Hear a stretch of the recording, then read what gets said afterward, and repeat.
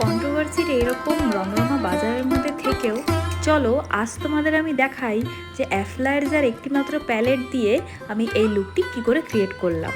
প্রথমে ভালো করে স্কিনটাকে প্রিপারেশন করে নিয়েছি এবং তারপর অ্যাফলায়ার্সের প্যালেট থেকে আমার মডেলের স্কিন টোনের একটু ডার্ক টোন দিয়ে তার কালার কারেকশনটা কমপ্লিট করি। তারপর সেই প্যালেট থেকেই তার বেসটা করতে আমি স্টার্ট করেছি।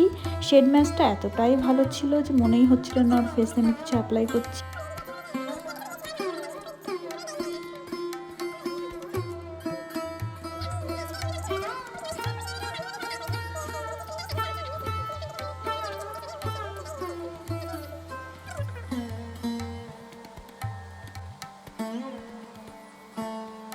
এখানে আমি একটা ক্রিম কনসিলার ইউজ করছি, বাট যদি রিকোডের প্যালেট থেকেও কেউ কনসিলিং করতে পছন্দ করে, হাইলাইটিং করতে পছন্দ করে, তাহলে সেটাও পসিবল।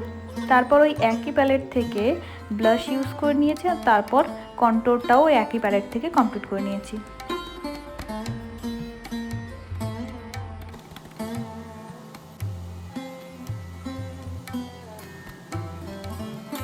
তারপর পাউডার সেটিং করে নিলেই তোমার বেস একদম কমপ্লিট।